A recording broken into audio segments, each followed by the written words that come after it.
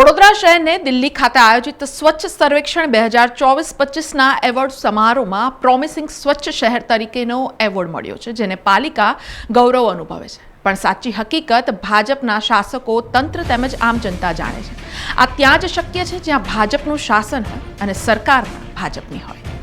સ્વચ્છ વડોદરા, સુંદર વડોદરા, આ સૂત્ર વડોદરા મહાનગરપાલિકામાં એક હથ્થું શાસન કરતી ભાજપ દ્વારા આપવામાં આવ્યું હતું. પણ શું આજે શહેર સ્વચ્છ અને સુંદર છે ખરું? ભાજપના શાસકોએ સ્વચ્છતા કરી છે, તેમાં કંઈ શક નથી, પણ તે સ્વચ્છતા શહેરની નહીં પણ પાલિકાની તિજોરીની કરી છે, જેમાંથી કરોડો રૂપિયા માનીતા કોન્ટ્રાક્ટર પર લૂંટાવીને વડોદરાને ગરીબ અને ગંદુ ગોબરું બનાવી દીધું છે.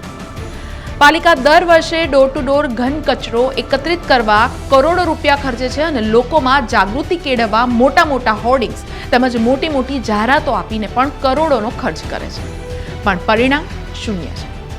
આ અમે નથી કહેતા. આજે દિલ્હીમાં આયોજિત એવોર્ડ સમારોહમાં જાહેર કરવામાં આવેલા શહેરોની યાદી કહે છે.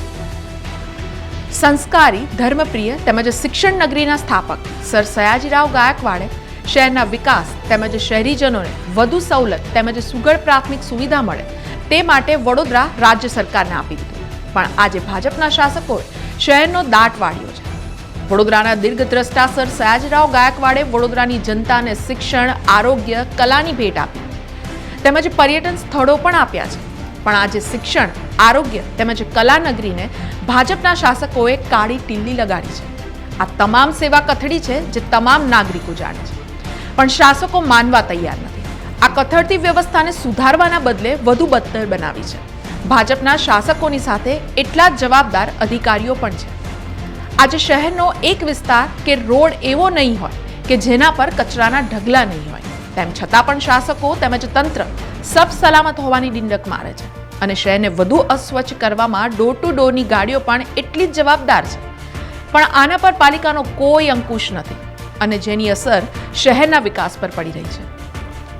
પૂર્વ municipal commissioner doctor Vinod Rao શહેરને ડબ્બા મુક્ત બનાવવા માંગતા હતા, જેથી શહેરભરમાંથી કચરાના ડબ્બા હટાવી દીધા હતા, જેનું પરિણામ એ આવ્યું કે આજે લોકો જાહેરમાં કચરો ફેંકી રહ્યા છે અને તેની સામે કોઈની રોકટોક પણ નથી. અને હવે કરોડોનો ખર્ચ કરીને ગાર્બેજ સ્પોટ પર સિક્યુરિટી બેસાડી દેવામાં આવી છે અને દંડની ધમકી આપીને લોકોને બાનમાં લેવામાં આવે છે.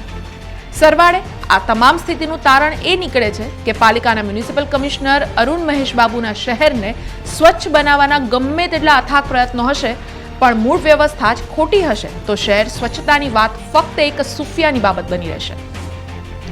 આજે સ્વચ્છતા સર્વેક્ષણ 2024-25 માટે પ્રોમિસિંગ સ્વચ્છ શહેર ઓફ ગુજરાતમાં વડોદરાને 44 પૈકી 18મો રેન્ક અને ગુજરાતમાં 4 પૈકી બીજો રેન્ક મળ્યો છે.